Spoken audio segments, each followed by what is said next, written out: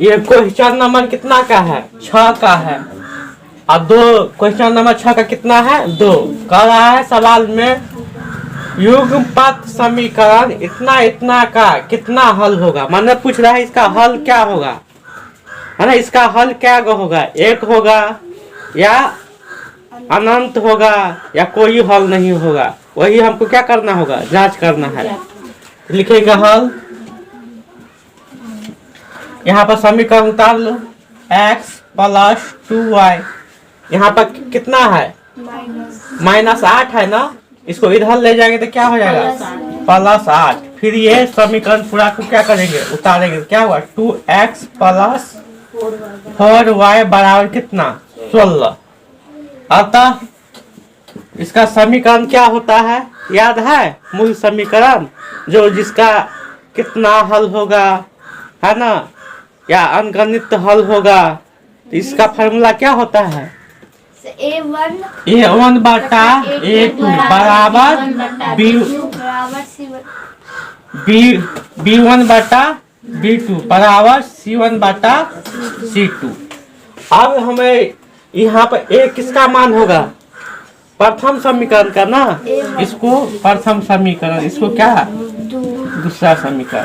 तो प्रथम समीकरण का x का मान नहीं कुछ है तो क्या होगा? 1 होगा। तो A1 का मान कितना हो जाएगा? 1।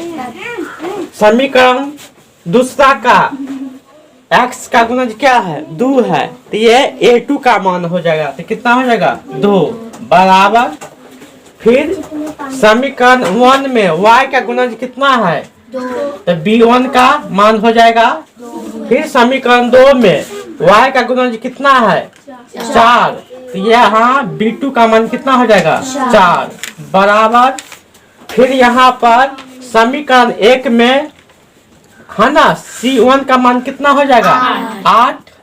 और समीकरण 2 में C2 का मान कितना हो जाएगा? 16।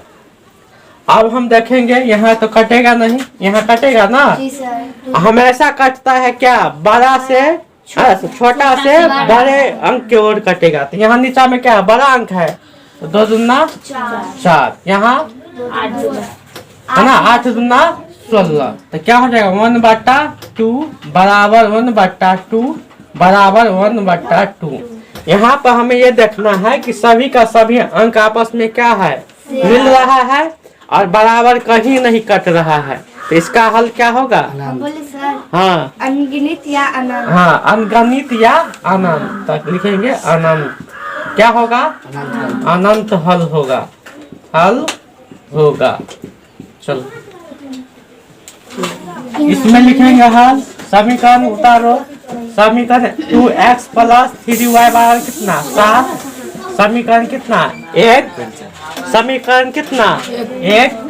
अब क्या होगा? 6x + 5y बराबर कितना? 11। समीकरण कितना? 2। कितना आ गया समीकरण? 2। यहाँ पर आप क्या होगा? अतः A1 बटा बराबर B1 बटा और C1 बटा C2। इसी के आधार लेके हम क्या ज्ञात कर सकते हैं कि समीकरण कितने हल का होगा? समीकरण है लड़का? समीकरण कितने हल का होगा? जैसे x समीकरण 1 में x का गुणज कितना है? 2। तो A1 का मान कितना हो जाएगा? 2। A2 का मान समीकरण 2 में कितना है? x का गुणज 6। तो 6 रखेंगे। फिर समीकरण 1 में y का गुणज कितना है? तो B1 का मान हो जाएगा। समीकरण 2 में y का गुणज कितना है? तो समीकरण B2 का मान हो जाएगा। उसी प्रकार समीकरण 1 में C1 का मान 7 और समीकरण 2 में C2 का मान 11। यहाँ काटो, है ना। 2 तिया 6। 1/3 बराबर 3/5 और 7/11। यहाँ पर कोई मिल रहा है आपस में संख्या, तो ये सभी का सभी क्या होगा? कट जाएगा। अगर इस प्रकार का समीकरण पूरा के पूरा बराबर कट रहा है आपस में, तो उसे क्या कहा जाएगा? केवल एक हल होगा। क्या होगा? अतः केवल क्या होगा, एक फल होगा, यही लिखते हैं ना। चलो